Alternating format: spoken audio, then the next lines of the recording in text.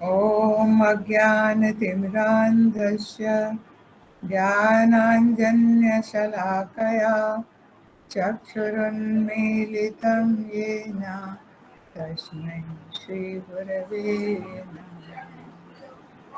ॐ भूर्भुवः स्वः तत्सवितुर्वरेण्यं भर्गो देवस्य धीमहि धियो यो नः प्रचोदयात्। यज्ञोपवीत संस्कार जो होता है हमारे ऋषियों ने चलाया था, जो कि अब बड़ा अभ्रंश रूप उसका है। यज्ञोपवीत हो जाता है चाहे जिस उम्र में हो जाता है, यज्ञोपवीत करा करके हम लोग एंजॉय कर लेते हैं। बच्चा उसको पहने ना पहने कोई मतलब नहीं है, तो ये यज्ञोपवीत संस्कार नहीं है। ये यज्ञोपवीत संस्कार जो हमारे ऋषियों ने बनाया था, वो बहुत ही एक क्रूशियल जो एज होती है उस पे बनाया था कि टीन एज जब बच्चों की होती है उसमें उन्होंने कहा यज्ञोपवीत करिए, 13 में करिए, 15 में करिए, 19 में करिए। इस तरह से आप 13 के अबव जो टीन एज का बच्चा होता है उसका यज्ञोपवीत करिए। क्यों कहा उन्होंने, उसका वैज्ञानिक बात आप सुन लीजिए कि मेडिकल साइंस क्या कह रही है। मेडिकल साइंस ये कहती है कि जो टीनेजर बच्चा होता है उसका मस्तिष्क बड़ों के मस्तिष्क से थोड़ा डिफरेंट होता है। क्या होता है, उस बच्चे के अंदर जो मस्तिष्क होता है उसका आगे का भाग जिसको फ्रंटल लोब कहते हैं, ये जो रिस्पॉन्सिबल होता है निर्णय लेना, समस्या समाधान, दृढ़ इच्छा शक्ति, विचारना, सीखना और ये सब क्रिटिकल एंड लॉजिकल थिंकिंग, ये सब जो है अभी कम डेवलप हुआ रहता है। सेल्स तो होते हैं बट मैच्योरिटी नहीं होती। तो मैच्योरिटी नहीं होगी तो क्या होगा, निर्णय ठीक नहीं ले पाएगा। और फिर उसके अंदर एक अमिगडाला हमने बताया अभी आपको, जिसके अंदर डर, फोबिया, कुंठा, शंका, भ्रम, आवेश, ये सब होता है, ये खूब डेवलप रहता है उस बच्चे के अंदर। तो क्या होता है, वो बच्चा जो होता है वो बहुत परेशान रहता है। इस टाइप से उसके अंदर एकदम से आक्रामक हो जाता है, एकदम से वो बच्चा जो है कुछ भी कर डालता है। और तीसरी बात, उस बच्चे के अंदर, ब्रेन के अंदर, ये देखिए ये माइलिन शीट होती है, ये आपके न्यूरॉन्स की ऊपर माइलिन शीट इसमें लगी है, इसमें नहीं है। तो माइलिन शीट क्या करती है, जैसे आपका इलेक्ट्रिक का वायर होता है और इलेक्ट्रिक का वायर आपकी बिजली को इधर उधर नहीं फैलने देता, उसी तरह से आपके ब्रेन के जो न्यूरॉन्स हैं उसमें ये माइलिन शीट जो होती है वो आपकी कनेक्टिविटी को, मतलब आगे और पीछे पूरे ब्रेन की कनेक्टिविटी, जो हमने आपको राइट और लेफ्ट ब्रेन बताया था कि एक जो है भावनात्मक होता है, एक जो है लॉजिकल एंड क्रिटिकल थिंकिंग करता है। तो दोनों मिलकर जब काम करते हैं तो डिसीजन अच्छा होता है। तो इसका क्या होता है कि ये अभी जो पीछे का पोर्शन जो ये इनका ये आपकी माइलिन शीट है, ये नहीं डेवलप होती, और ये पीछे के पोर्शन में पहले डेवलप होती है। और पीछे जो होता है वो इमोशन एंड फीलिंग का सेंटर होता है, मतलब भावना का केंद्र होता है। और वो बच्चा जो होता है जो निर्णय लेता है वो सोच विचार के नहीं लेता है, बल्कि वो भावना में आके ले लेता है। वो जैसा अपने अंदर उसकी फीलिंग्स होती हैं, फीलिंग्स करके ले लेता है। तो ये होता है हमारा टीनेजर ब्रेन। और उसमें हम परेशान हो जाते हैं, इतना बड़ा हो गया और पता नहीं कहाँ कहाँ घूमता रहता, दुनिया भर की बात। क्यों कहते हैं, क्योंकि अभी हमारे पेरेंट्स को भी पता नहीं है कि टीनेजर ब्रेन में क्या होता है। इसके अलावा आप देखिए कि ये बच्चा जो होता है इसके अंदर धारण करने की क्षमता, सीखने की क्षमता, यही एक एज है टीनेज। आप देखिए जितने टेररिस्ट बच्चे हैं, जितने भी आपके हमारे स्वतंत्रता संग्राम सेनानी थे, वो सब इसी एज से वो निकले थे। क्यों कि वो बच्चा जो है उसके उस इस एज में हमारे अंदर राष्ट्र के प्रति एक प्रेम जागृत होता है, राष्ट्र प्रेम जागृत होता है। वो बच्चा के अंदर आध्यात्मिकता के गुण को अगर बता दिया गया तो बच्चा एक राइट पाथ पर चलने लगता है। तो ये एक ऐसी चीज है कि जिसमें बच्चा बहुत कुछ सीख भी सकता है और वो बच्चा बहुत कुछ कर भी सकता है। लेकिन अगर कहीं गलत रास्ता गलती से मिल गया उस बच्चे को तो उतनी ही तेजी से वो गलत काम भी करता है। तो और तीसरी बात क्या होती है, एक इनके अंदर होती है पीनियल ग्लैंड। अब ये पीनियल ग्लैंड क्या करती है कि एक हार्मोन सिक्रीट करती है और उस हार्मोन का नाम होता है मिलेटोनिन। और ये मिलेटोनिन जो होती है ये एंटी गोनेडोट्रॉफिक हार्मोन है, मतलब जो हमारे यौन का हार्मोन होता है उसको ही दबाए रहता है, उसको एक्सप्रेस नहीं होने देता।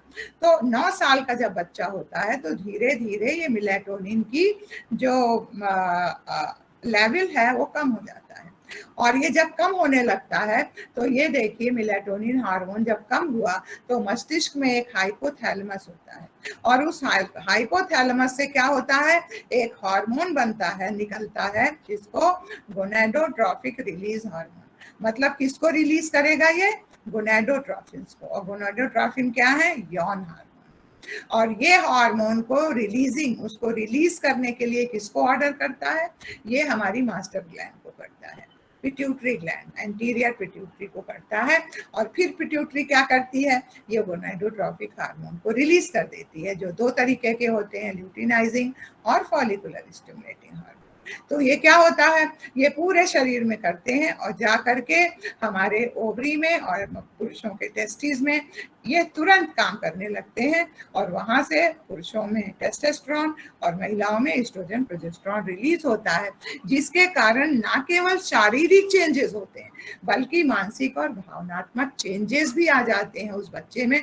वो बच्चा परेशान होता है कि अब हमारे ये सब क्या है तमाशा, हम कैसे अब आप एकदम से वो मानसिक भावनात्मक रूप से बच्चा अपने को असहाय पाता है। तो क्या होता है, उसमें पेरेंट्स भी नहीं सहयोग कर पाते, क्योंकि उनको भी पता नहीं है कि बच्चों से कैसे डील करना है। और ये बात हमारे जो थे ऋषियों को मालूम था, ऋषियों को मालूम था, इसलिए उन्होंने टीन एज में बच्चों को यज्ञोपवीत के हिसाब के माध्यम से उन्होंने उनको शिक्षण दिया। उन्होंने एक अलौकिक वातावरण में उसको जो है उसकी दिनचर्या के लिए उसको बताया, अच्छे रास्ते पे स्वाध्याय करने को बताया, योग व्यायाम प्राणायाम ध्यान शरीर के लिए बताया, आहार में संयम, कि अगर तुम अपने जीवन को अच्छा बनाना चाहते हो तो तुमको अपने को ये भी करना पड़ेगा साथ में। तो उन्होंने इससे उसको जोड़ दिया, इसलिए यज्ञोपवीत पहनाया जाता है। हमारे ऋषियों ने जो कहा है वो बिल्कुल 100% सही है, ऐसा आज का हमारा विज्ञान भी कहता है। तो क्या करते हैं उसमें, यज्ञोपवीत में जो है वो एक सूत्र पहनाते हैं, मतलब यज्ञोपवीत का जो धागा होता है उसको पहनता है। और हमारी संस्कृति के दो ही प्रतीक हैं, एक शिखा और एक सूत्र। तो इसलिए जब हमारा यज्ञोपवीत होता है तो गायत्री मंत्र की दीक्षा भी दी जाती है। अब गायत्री मंत्र की दीक्षा जो है, तो कहते हैं ये जो यज्ञोपवीत होता है वो गायत्री मंत्र का एक साकार प्रतिमा है, साकार प्रतिमा है। तो दीक्षा और यज्ञोपवीत मिल करके द्विजत्व का संस्कार आता है, मतलब दूसरा जन्म होता है। अभी तक चाहे जो खेला, चाहे जो सोचा, चाहे जो किया, ऋतु, तो चाहे जो किया, चाहे जो किया, तो इस तरह से वो बच्चा जो है अब उसको, क्योंकि अब वो धीरे धीरे बड़ा हो रहा है, तो इस तरह से जो है वो अब एक अच्छे रास्ते पे चलेगा। उसकी ऊर्जा जो बनी उसको चैनलाइज करने के लिए। अब आप देखिए जब जब बाढ़ आती है तो बांध नहीं होता, तो वो क्या होता है, पानी विध्वंस करता है। इसी तरह से जब बच्चे के अंदर उसमें बांध बन जाता है तो बांध जो है नहर में जाता है और उपजाऊ भूमि बना देता है, हमको अच्छी खेती मिलती है। उसी तरह से ये बच्चे के अंदर हमारा जब हमारे ऋषियों द्वारा या जो हमारे जो यज्ञ कराते हैं, जो यज्ञोपवीत संस्कार कराते हैं, उनके माध्यम से जब उनको दिशा मिल जाती है तो वही ऊर्जा उसकी जो है वो अच्छे काम में लग जाती है। इसी को कहते हैं जन्मना जायते शूद्रा संस्कार उच्चते। जन्म से सभी शूद्र होते, मतलब कुछ संस्कार कभी जन्म जन्मांतर के संस्कार आते हैं, उनको संस्कारों के द्वारा ही हम एक अच्छा इंसान बनाते हैं। द्विज मतलब अच्छा इंसान बनाते हैं। और इस तरह से जो है वो क्या करता है, अपने को नहीं सोचता, अब वो पूरी दुनिया के लिए सोचता है, परमार्थ और महानता में प्रवेश करता है, पशुता को छोड़ता है और मनुष्यता को ग्रहण करता है, इसलिए उसको द्विजत्व कहते हैं। और उसके जीवन में एक अमूल चूल परिवर्तन हो जाता है, ये वो संकल्प लेता है। और ये क्या है, तीन यज्ञोपवीत की लड़े देखिए, ये कैसे गायत्री मंत्र का है। गायत्री मंत्र में ओम, तो ओम का मतलब हमारे जो यज्ञोपवीत होता है इसमें एक बड़ी ग्रंथि होती है, ये ओम का प्रतीक है। भूर्भुवः स्वः क्या है, इसमें 3 छोटी ग्रंथियां होती हैं और उसके बाद इसकी 3 लड़ें होती हैं।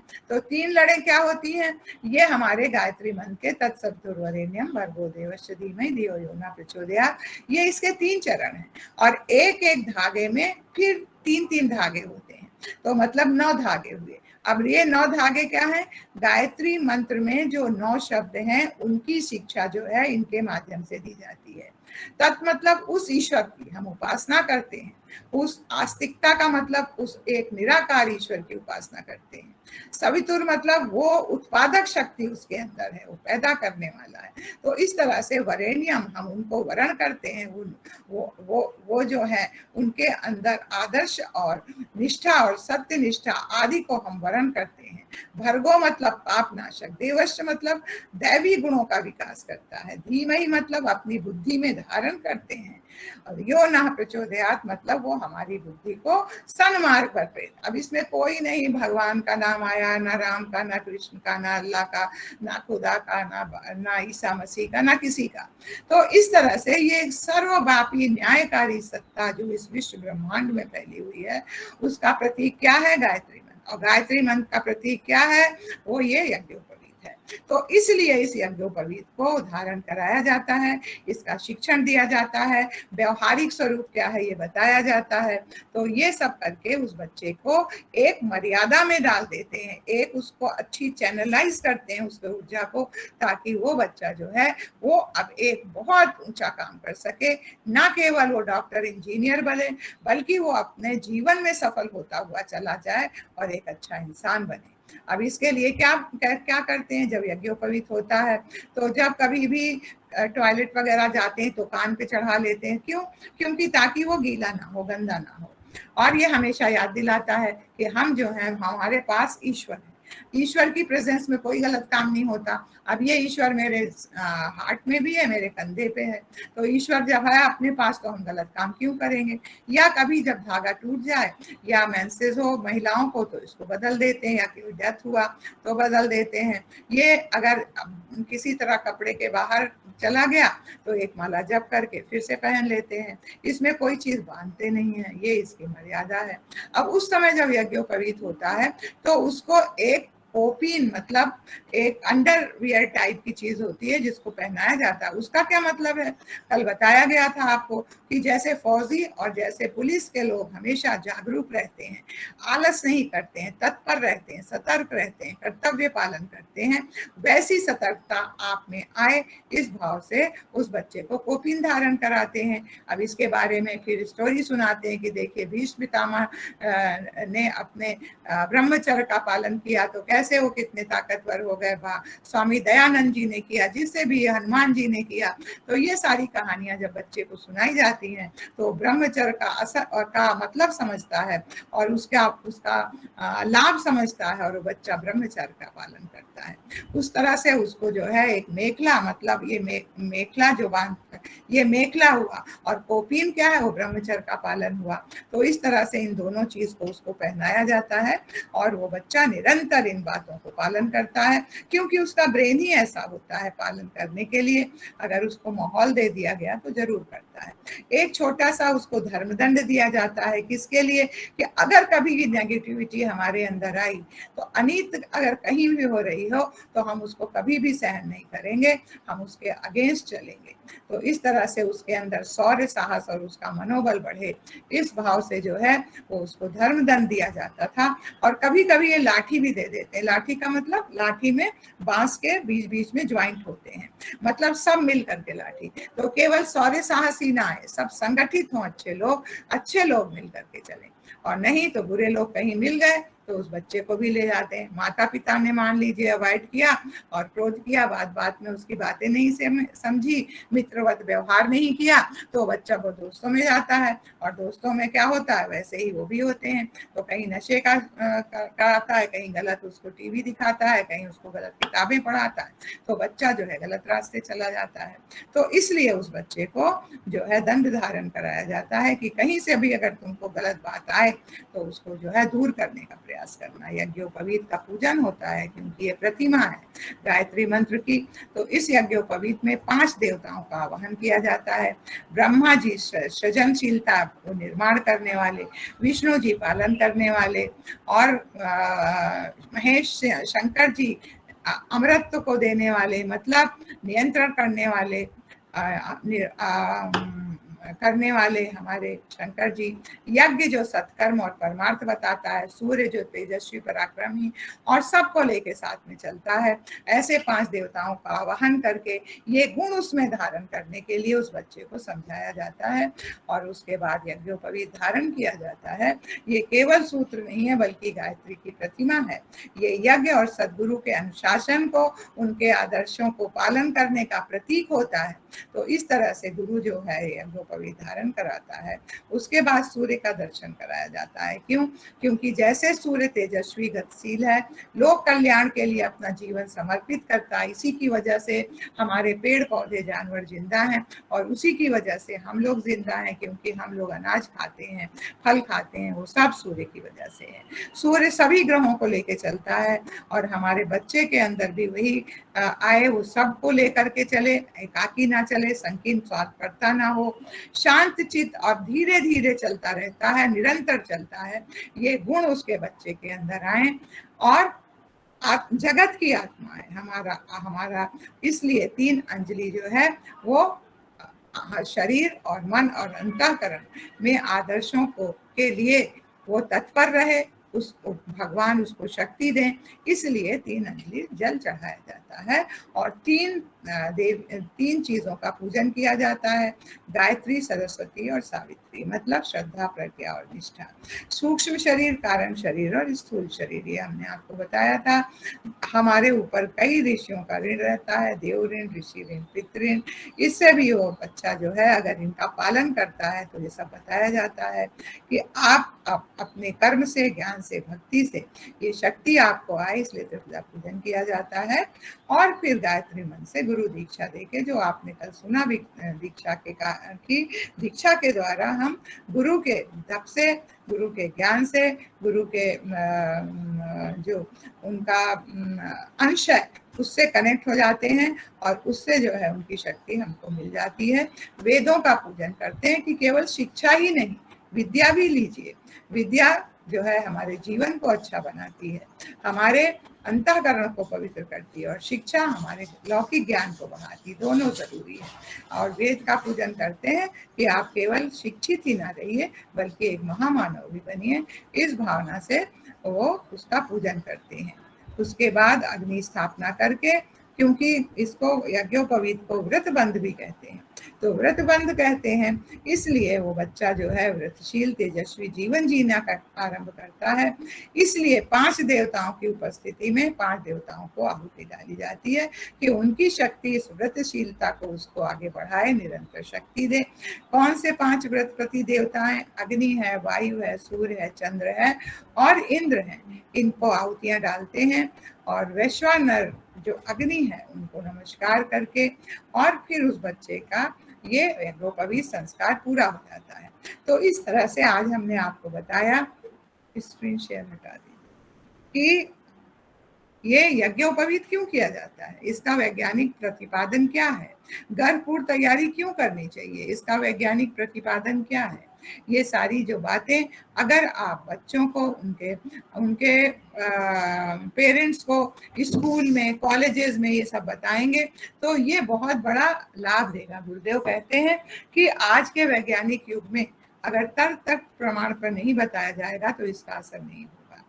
अब एक बात और है, यज्ञोपवीत तो कर लिया लेकिन पिताजी पहनते ही नहीं, घर में कोई पहनता नहीं, उस बच्चे का हमने करा दिया क्योंकि भाई ये चला आ रही परंपरा कि भाई यज्ञोपवीत कर ले। तो जब तक हमारे बड़े उसको फॉलो नहीं करेंगे वो बच्चा भी नहीं करेगा, इसलिए उसको बड़ों को भी फॉलो करना है तब बच्चा करेगा। तो इस तरह से आपस में जो बच्चे देखते हैं, मतलब अभी वो टीन एज है तो टीन एज में बच्चे ही रहते हैं, अभी उनका परिपक्व नहीं होता, वो 21 साल में मैच्योर होता है उनका ब्रेन। तो 21 साल में जब मैच्योर हो जाता है तब वो अपने हिसाब से चलते हैं। तो इसलिए जो है घर में और लोगों को भी इसका पालन करना चाहिए। हमारी बहनें कहती हैं कि हम तो यज्ञोपवीत नहीं पहनते हैं, तो कोई बात नहीं, आपके पति 2 पहनते हैं वो बराबर हो गया। गुरुदेव कहते थे कि बहनें जो गले में चेन पहनती हैं या धागा पहनती हैं तो वो यज्ञोपवीत का ही एक अपभ्रंश रूप है, तो उसको आप समझ लीजिए, उससे याद करिए। तो जो इसका शिक्षण है वो आपके पास होना चाहिए। अब हम अपनी बात समाप्त करते हैं। ओम शांति। अब आपके जो क्वेश्चन हो इससे संबंधित, अब जो है ये गर्भोत्सव संस्कार, अभी तो वैसे इसका डिटेल आपको जब गर्भ संस्कार जब कराएंगे कल तो उसमें भी बताएंगे, हम बहुत शॉर्ट में बताएंगे कि गर्भ संस्कार जो होता है ये इसका हमने वैज्ञानिक प्रतिपादन आपको बहुत अच्छे से बताया था और ये बहनों ने इसका पालन किया तो उसके कारण उन्होंने ऐसी संतानें पैदा की जिससे कि भारत हमारा आज तक गौरवान्वित होता है। तो इसमें क्या होता है, सारे सत्कर्म तो करते हैं, सारे सत्कर्म कर लेते हैं और ये जो होता है गर्भ के तीसरे महीने में किया जाता है। लेकिन अगर तीसरे महीने में ना किया जाए तो जब भी हो तो बाद में भी किया जा सकता है, इसलिए कोई परेशानी की बात नहीं है। और ये उस शिशु के अंदर गुणों के स्थापना के लिए किया जाता है। तो गुणों की स्थापना के लिए किया जाता है। तो क्या करना है उसमें, आप षटकर्म पवित्र, जैसे भी आप यज्ञ करती हैं, जो भी यज्ञ आप लोग करते हैं, जो कार्य करता है उनको मालूम है, जो नहीं मालूम है जिनको, उनको बताया जाएगा कल करके कि कैसे करते हैं। तो ये सारे षटकर्म वगैरह करके स्वस्ति वाचन करके गर्भ संस्कार शुरू करते हैं। तो गर्भ संस्कार में क्या करते हैं, ये हमने आपको शायद परसों या कल बताया था कि इसमें सबसे पहले औषधि अवग्रहण करते हैं, जिसमें वट मतलब बरगद, गिलोय और पीपल की कोपले लेकर के इसको पेस्ट बना करके इसको पानी में घोल लेते हैं। तो और क्यों, उसको खाली अवग्रहण मतलब सूंघते हैं, सूंघने से उसका असर ज्यादा जाता है। और इसके अलावा इसके गुणों को अगर नहीं बताएंगे, गुणों को अगर हम अपने अंदर धारण करके उस बच्चे के अंदर या उस आत्मा के आवाहन के लिए नहीं करेंगे तो कोई फायदा नहीं होता है। तो ये तो होता है आपका औषधि अवग्रहण, क्योंकि अब आत्मा अंदर है उस बच्चे की, इसलिए उसके अंदर इन गुणों का, विशालता का, दृढ़ता का, धैर्य का, अब ये पीपल का वृक्ष धीरे धीरे बढ़ता है तो उसके अंदर धैर्य आए, वृद्धावस्था में भी युवा के समान वो बच्चा जो है उत्साह और उमंग वाला बच्चा हो, हमेशा उसके अंदर एक जोश हो। और ये गिलोय कीटाणुनाशक होती है, रोग प्रतिरोधक क्षमता होती है और ऊपर उठने की प्रवृत्ति होती है। अंतःकरण में कुविचारों और दुर्भावनाएं हमारे बच्चे के अंदर ना आए, तो इसलिए जो होता है वो ये काम किया जाता है। और गिलोय ये हमको जो है ये संदेश देती है कि हमारे बच्चे के अंदर कुविचार दुर्भावनाओं से बचाने की हम इसलिए गिलोय सूंघ रहे हैं। पीपल क्यों, प्रेम, करुणा, ममता, उदारता, दैवी गुणों का विकास हमारे बच्चे के अंदर हो, इस भावना से जो है ये हम इन तीनों औषधियों का अवग्रहण करते हैं। इसके बाद क्योंकि वो भगवान की भेजी हुई संतान है, उनका भेजा हुआ अंश है, इसलिए उसका स्वागत करते हैं। और स्वागत कौन करता है, माँ भी करती है, पिता भी करता है और घर वाले भी करते हैं। तो गर्भ पूजन करते हैं। इस तरह से गर्भ पूजन करके हम बहुत सारे संकल्प लेते हैं जो माता होती है और वो उसका स्वागत करती है, किस लिए कि बच्चे को हम सुसंस्कारित और समुन्नत बनाएंगे। तो जब आश्वस्तना, ये तीसरा उसका एक प्रोसीजर होता है, आश्वस्तना के समय हम आश्वासन देते हैं उस बच्चे को, माँ आश्वासन देती है, पति देते हैं और घर वाले। माँ क्या आश्वासन देती है कि हम आपके अंदर सद्गुणों के विकास करने के लिए ना केवल शारीरिक बल्कि मानसिक, भावनात्मक और आपके आध्यात्मिक नैतिक विकास के लिए हम अपने इन संकल्पों का पालन। तो एक तरह से हमने आपको बताया था कि ये ओथ टेकिंग सेरेमनी है गर्भ संस्कार। तो इसमें ओथ लेते हैं कौन, वो माँ भी लेती है और पिता भी लेता है और घर वाले भी लेते हैं। तो वो जो संकल्प पत्र है वो दिया जाता है, वो छोटी किताब है हमारी आओ बढ़े संस्कारवान पीढ़ी की, वो छोटी सी बुक है। उस बुक को जो है, ये छोटी सी बुक है देखिए, इसमें वो सारे संकल्प लिखे, तो वो सारे संकल्प वो लोग पढ़ते हैं। और क्योंकि एक अलौकिक वातावरण में, एक दैवी वातावरण में वो संकल्प लिया जाता है, तो जैसे गंगा जी में खड़े होकर के लोग संकल्प लेते हैं और पूरा करते हैं, तो वो पति पत्नी जो है इस संकल्प को लेते हैं, जो कि आपको बताया उसमें जाएगा कि कैसे आपकी, जैसे हमने अभी बताया कि उसकी दैनिक दिनचर्या अच्छी होनी चाहिए, उसी हिसाब से वो संकल्प भी लेते हैं। अब विशेष आहुति खीर की डालते हैं। अब खीर की आहुति इसलिए डालते हैं कि आप देखिए साफ होती है, दूध साफ, चावल साफ, चीनी साफ, सब चीज अच्छे, उसमें मेवा मिष्ठान मिलता है और साथ साथ उसमें अच्छे सद्गुणों आए, सद्गुण आए जैसा माँ बाप चाहते हैं, उसमें उसके गुणों का भी वास हो, इसलिए वो आहुति जो है यज्ञ भगवान को डाली जाती है। और डाल करके उसको जो भी कर्मकांड कराते हैं उनकी भी तप शक्ति भी उसमें लगती है, या जैसे गुरुदेव का आवाहन करते हैं तो गुरुदेव की भी तप शक्ति लग जाती है और वो खीर जो है वो जब माँ खाती है तो उसको अच्छी संतान पैदा होती है। ऋचिक और सत्यवती जी थे, एक ऋचिक ऋषि थे, सत्यवती एक रानी की कन्या थी जिससे उनका विवाह हुआ। तो जब उस सत्यवती का विवाह जब ऋचिक के साथ हुआ तो वो प्रेग्नेंट हुई और फिर उनकी मम्मी भी प्रेग्नेंट हुई, रानी साहिबा भी। तो क्या हुआ कि उन्होंने कहा भाई तुम्हारे पति जो है ऋषि हैं तो मेरी भी खीर जो है उनसे संस्कारित करा लो। फिर उन्होंने संस्कारित कराई दोनों ने। तो ऋचिक ऋषि ने कहा कि भाई ये तुम लोगों ने बदल क्यों लिया? उन्होंने बदल लिया था अपनी खीर, ये तो बड़ा गड़बड़ किया। अब उनके यहाँ जो संतान आनी थी वो तुम्हारे यहाँ आएगी और जो तुम्हारे यहाँ आनी चाहिए थी वो उनके यहाँ चली जाएगी। तो हमने अपने यहाँ तो ब्राह्मणोचित और ज्ञानी की करी थी और उनके यहाँ शौर्य साहस वाले की थी। तो अब क्या हुआ, बाद में क्या हुआ, जब उन्होंने वो खीर खाई और बच्चा पैदा हुआ, बड़ा हुआ, तो उनके यहाँ विश्वरथ पैदा हुए। किसके यहाँ? राजा के यहाँ विश्वरथ पैदा हुए और बाद में फिर वो एक विश्वामित्र ऋषि बन गए। क्यों? क्योंकि उसमें आह्वान हुआ था एक ज्ञानी ब्राह्मणोचित जीवन जीने वाला एक ब्रह्म ज्ञानी हुआ, तो विश्वामित्र हो गए। और इनके यहाँ कौन हुए? परशुराम हुए। तो ये होता है आपके चारु ग्रहण का, जो विशेष आहुतियां डालती हैं उसी से देखिए आपके राम लक्ष्मण भरत शत्रुघ्न पैदा हुए। तो ये पुत्रेष्ट यज्ञ का जो होता है वही इसमें होता है। अब जो लास्ट में हम आपको बताना चाहते हैं वो है यज्ञोपवीत संस्कार। यज्ञोपवीत संस्कार जो होता है हमारे ऋषियों ने चलाया था, जो कि अब बड़ा अभ्रंश रूप उसका है। यज्ञोपवीत हो जाता है चाहे जिस उम्र में हो जाता है, यज्ञोपवीत करा करके हम लोग एंजॉय कर लेते हैं, बच्चा उसको पहने ना पहने कोई मतलब नहीं है।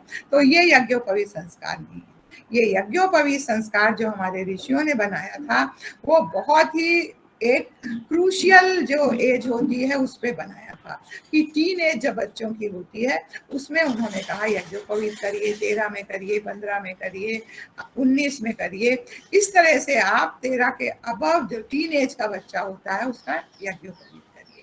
क्यों कहा उन्होंने? उसका वैज्ञानिक बात आप सुन लीजिए कि मेडिकल साइंस क्या कह रही है।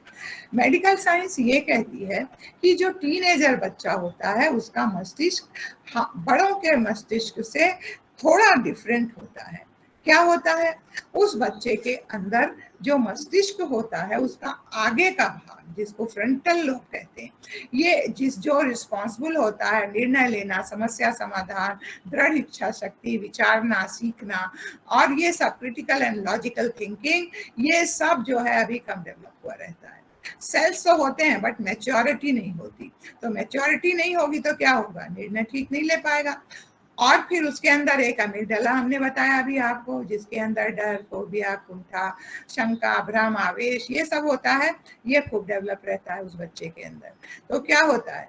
वो बच्चा जो होता है वो बहुत परेशान रहता है। इस टाइप से उसके अंदर एकदम से आक्रामक हो जाता है, एकदम से वो बच्चा जो है कुछ भी कर डालता है। और तीसरी बात, उस बच्चे के अंदर, ब्रेन के अंदर, ये देखिए ये माइलिन शीट होती है, ये आपके न्यूरॉन्स की ऊपर माइलिन शीट इसमें लगी है, इसमें नहीं है।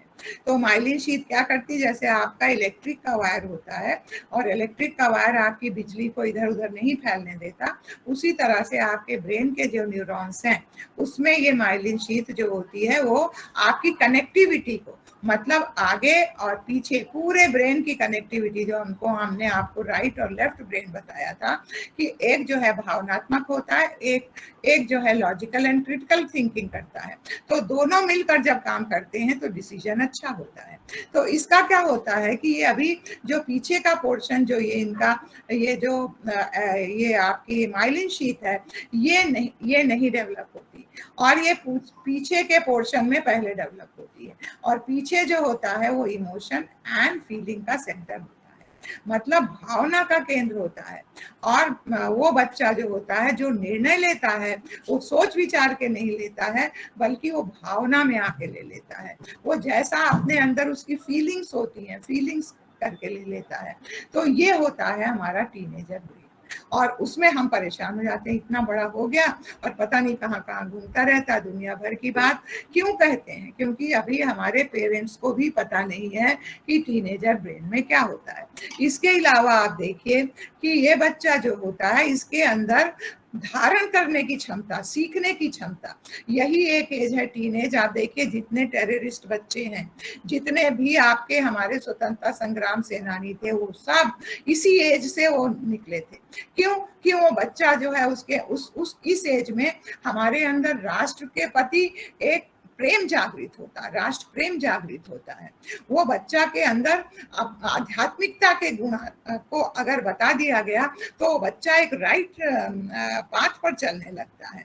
तो ये एक ऐसी चीज है कि जिसमें बच्चा बहुत कुछ सीख भी सकता है और वो बच्चा बहुत कुछ कर भी सकता है, लेकिन अगर कहीं गलत रास्ता गलती से मिल गया उस बच्चे को, तो उतनी ही तेजी से वो गलत काम भी करता है। तो और तीसरी बात क्या होती है, एक इनके अंदर होती है पीनियल ग्लैंड। अब ये पीनियल ग्लैंड क्या करती है कि एक हार्मोन सिक्रीट करती है, और उस हार्मोन का नाम होता है मेलाटोनिन। और ये मेलाटोनिन जो होती है, ये एंटी गोनेडोट्रॉफिक हार्मोन है, मतलब जो हमारे यौन का हार्मोन होता है उसको ही दबाए रहता है, उसको एक्सप्रेस नहीं होने देता। तो 9 साल का जब बच्चा होता है तो धीरे धीरे ये मेलाटोनिन की जो लेवल है वो कम हो जाता है। और ये जब कम होने लगता है तो ये देखिए मेलाटोनिन हार्मोन जब कम हुआ तो मस्तिष्क में एक हाइपोथैलेमस होता है, और उस हाइपोथैलेमस से क्या होता है, एक हार्मोन बनता है, निकलता है, जिसको गोनेडोट्रॉफिक रिलीज हार्मोन। मतलब किसको रिलीज करेगा ये? गोनेडोट्रॉफिन्स को। और गोनेडोट्रॉफिन क्या है? यौन हार्मोन। और ये हार्मोन को उसको रिलीज करने के लिए किसको ऑर्डर करता है? ये हमारी मास्टर ग्लैंड को करता है, पिट्यूटरी ग्लैंड, एंटीरियर पिट्यूटरी को करता है। और फिर पिट्यूटरी क्या करती है? ये गोनेडोट्रॉफिक हार्मोन को रिलीज कर देती है, जो 2 तरीके के होते हैं, ल्यूटिनाइजिंग और फॉलिकुलर स्टिमुलेटिंग हार्मोन। तो ये क्या होता है, ये पूरे शरीर में करते हैं और जा करके हमारे ओवरी में और पुरुषों के टेस्टिस में ये तुरंत काम करने लगते हैं, और वहां से पुरुषों में टेस्टोस्टेरोन और महिलाओं में एस्ट्रोजन प्रोजेस्टेरोन रिलीज होता है, जिसके कारण ना केवल शारीरिक चेंजेस होते हैं बल्कि मानसिक और भावनात्मक चेंजेस भी आ जाते हैं उस बच्चे में। वो बच्चा परेशान होता है कि अब हमारे ये सब क्या है तमाशा, हम कैसे अब आप एकदम से वो मानसिक भावनात्मक रूप से बच्चा अपने को असहाय पाता है। तो क्या होता है, उसमें पेरेंट्स भी नहीं सहयोग कर पाते, क्योंकि उनको भी पता नहीं है कि बच्चों से कैसे डील करना है। और ये बात हमारे जो थे ऋषियों को मालूम था, इसलिए उन्होंने टीन एज में बच्चों को यज्ञोपवीत के हिसाब के माध्यम से उन्होंने उनको शिक्षण दिया। उन्होंने एक अलौकिक वातावरण में उसको जो है उसकी दिनचर्या के लिए उसको बताया, अच्छे रास्ते पे स्वाध्याय करने को बताया, योग व्यायाम प्राणायाम ध्यान शरीर के लिए बताया, आहार में संयम, कि अगर तुम अपने जीवन को अच्छा बनाना चाहते हो तो तुमको अपने को ये भी करना पड़ेगा साथ में। तो उन्होंने इससे उसको जोड़ दिया, इसलिए यज्ञोपवीत पहनाया जाता है। हमारे ऋषियों ने जो कहा है वो बिल्कुल 100% सही है, ऐसा आज का हमारा विज्ञान भी कहता है।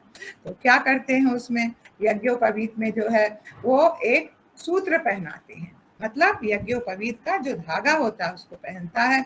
और हमारी संस्कृति के दो ही प्रतीक हैं, एक शिखा और एक सूत्र। तो इसलिए जब हमारा यज्ञोपवीत होता है तो गायत्री मंत्र की दीक्षा भी दी जाती है। अब गायत्री मंत्र की दीक्षा जो है, तो कहते हैं ये जो यज्ञोपवीत होता है वो गायत्री मंत्र का एक साकार प्रतिमा है।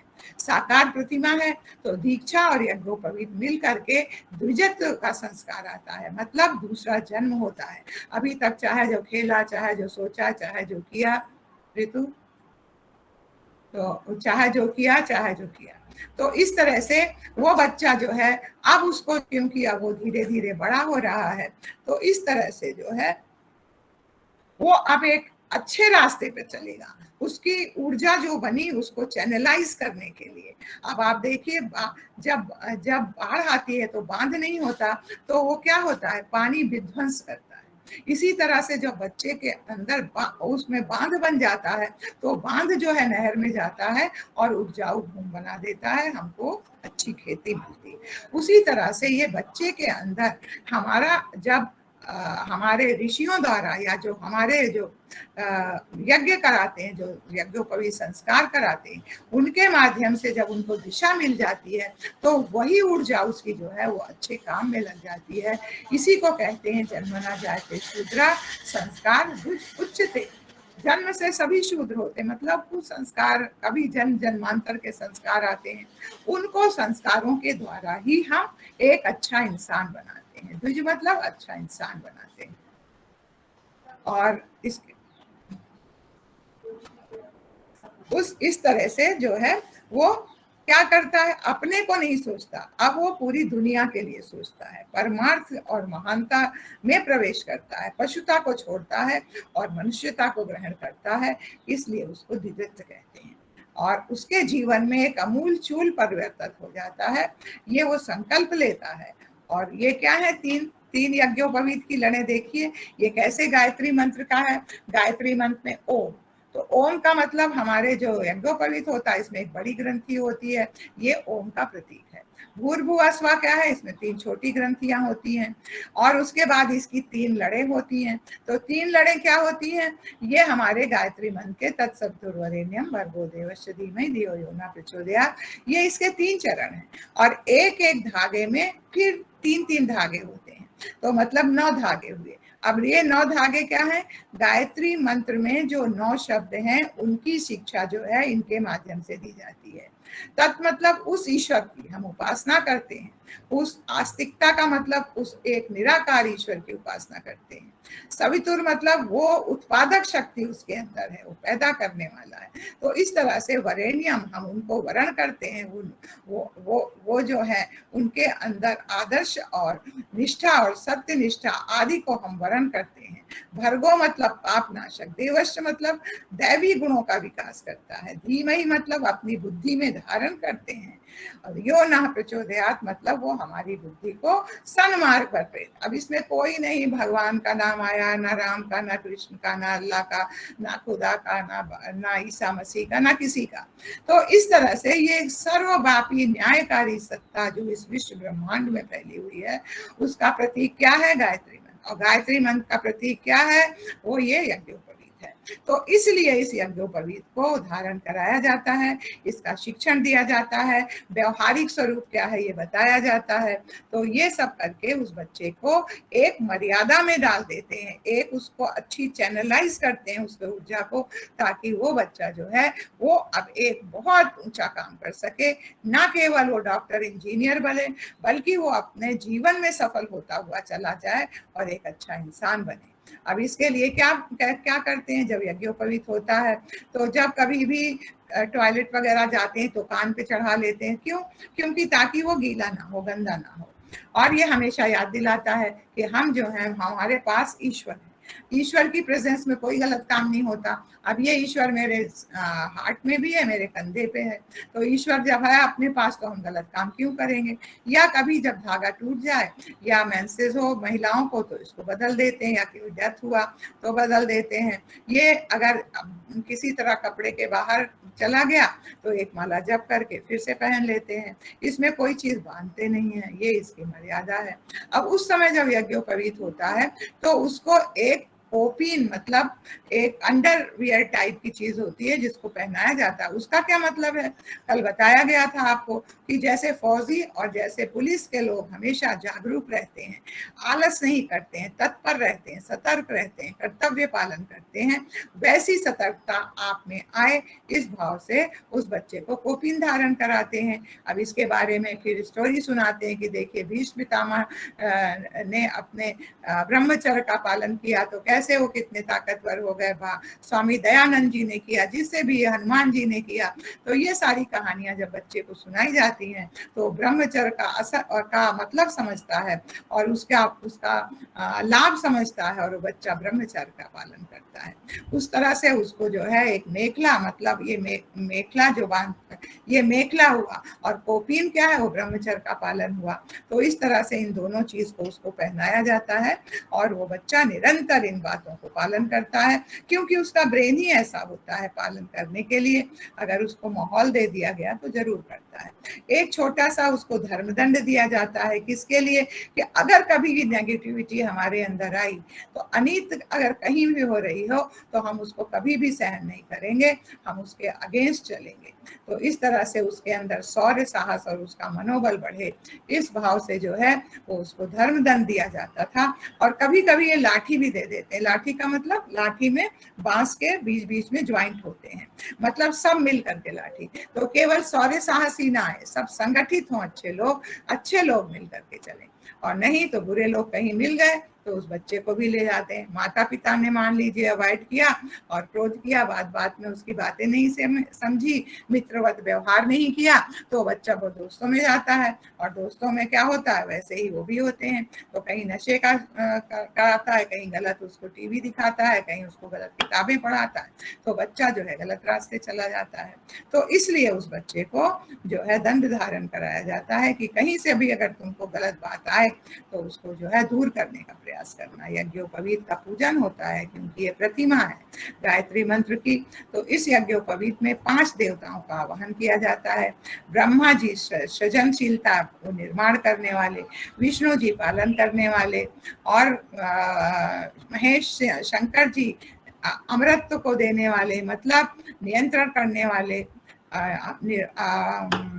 करने वाले हमारे शंकर जी। यज्ञ जो सत्कर्म और परमार्थ बताता है। सूर्य जो तेजस्वी पराक्रमी और सबको लेके साथ में चलता है। ऐसे 5 देवताओं का आवाहन करके ये गुण उसमें धारण करने के लिए उस बच्चे को समझाया जाता है और उसके बाद यज्ञोपवीत धारण किया जाता है। ये केवल सूत्र नहीं है बल्कि गायत्री की प्रतिमा है। ये यज्ञ और सद्गुरु के अनुशासन को, उनके आदर्शों को पालन करने का प्रतीक होता है। तो इस तरह से गुरु जो है यज्ञोपवीत धारण कराता है। उसके बाद सूर्य का दर्शन कराया जाता है। क्यों? क्योंकि जैसे सूर्य तेजस्वी गतिशील है, लोक कल्याण के लिए अपना जीवन समर्पित करता है, इसी की वजह से हमारे पेड़ पौधे जानवर जिंदा हैं, और उसी की वजह से हम लोग जिंदा हैं, क्योंकि हम लोग अनाज खाते हैं, फल खाते हैं, वो सब सूर्य की वजह से है। सूर्य सभी ग्रहों को लेके चलता है और हमारे बच्चे के अंदर भी वही आए, वो सबको लेकर के चले, एकाकी ना चले, संकीर्ण स्वार्थपरता ना हो, शांत चित्त और धीरे धीरे चलता रहता है, निरंतर चलता है। ये गुण उसके बच्चे के अंदर आए और जगत की आत्मा है हमारा इसलिए 3 अंजलि जो है वो शरीर और मन और अंतःकरण में आदर्शों को के लिए वो तत्पर रहे, उसको भगवान उसको शक्ति दें, इसलिए 3 अंजलि जल चढ़ाया जाता है और 3 चीजों का पूजन किया जाता है। गायत्री, सरस्वती और सावित्री, मतलब श्रद्धा, प्रज्ञा और निष्ठा। सूक्ष्म शरीर, कारण शरीर और स्थूल शरीर, ये हमने आपको बताया था। हमारे ऊपर कई ऋषियों का ऋण रहता है, देव ऋण, ऋषि ऋण, पितृ ऋण।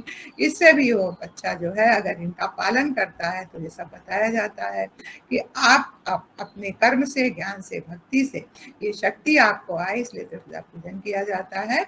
और फिर गायत्री मंत्र से गुरु दीक्षा देके, जो आपने कल सुना दीक्षा दीक्षा के द्वारा हम गुरु के तप से, गुरु के ज्ञान से, गुरु के जो उनका अंश है उससे कनेक्ट हो जाते हैं और उससे जो है उनकी शक्ति हमको मिल जाती है।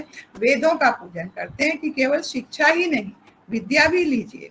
विद्या जो है हमारे जीवन को अच्छा बनाती है, हमारे अंतःकरण को पवित्र करती है, और शिक्षा हमारे लौकिक ज्ञान को बढ़ाती है। दोनों जरूरी है।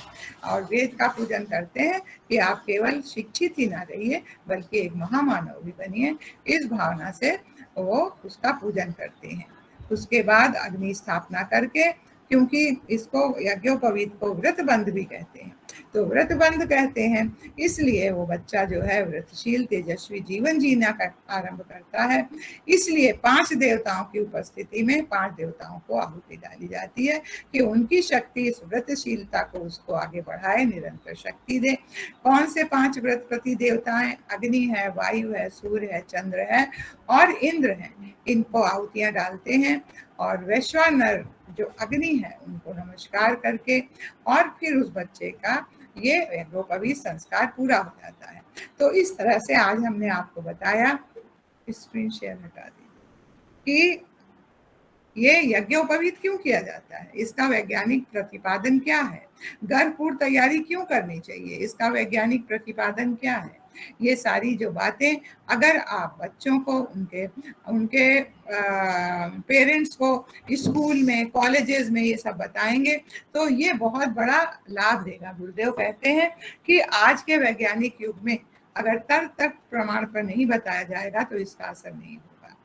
अब एक बात और है, यज्ञोपवीत तो कर लिया लेकिन पिताजी पहनते ही नहीं, घर में कोई पहनता नहीं, उस बच्चे का हमने करा दिया क्योंकि भाई ये चला आ रही परंपरा कि भाई यज्ञोपवीत कर लें। तो जब तक हमारे बड़े उसको फॉलो नहीं करेंगे वो बच्चा भी नहीं करेगा, इसलिए उसको बड़ों को भी फॉलो करना है तब बच्चा करेगा। तो इस तरह से आपस में जो बच्चे देखते हैं, मतलब अभी वो टीन एज है तो टीन एज में बच्चे ही रहते हैं, अभी उनका परिपक्व नहीं होता, वो 21 साल में मैच्योर होता है उनका ब्रेन। तो 21 साल में जब मैच्योर हो जाता है तब वो अपने हिसाब से चलते हैं। तो इसलिए जो है घर में और लोगों को भी इसका पालन करना चाहिए। हमारी बहनें कहती हैं कि हम तो यज्ञोपवीत नहीं पहनते हैं, तो कोई बात नहीं, आपके पति 2 पहनते हैं वो बराबर हो गया। गुरुदेव कहते थे कि बहनें जो गले में चेन पहनती हैं या धागा पहनती हैं तो वो यज्ञोपवीत का ही एक अपभ्रंश रूप है, तो उसको आप समझ लीजिए, उससे याद करिए। तो जो इसका शिक्षण है वो आपके पास होना चाहिए। अब हम अपनी बात समाप्त करते हैं। ओम शांति।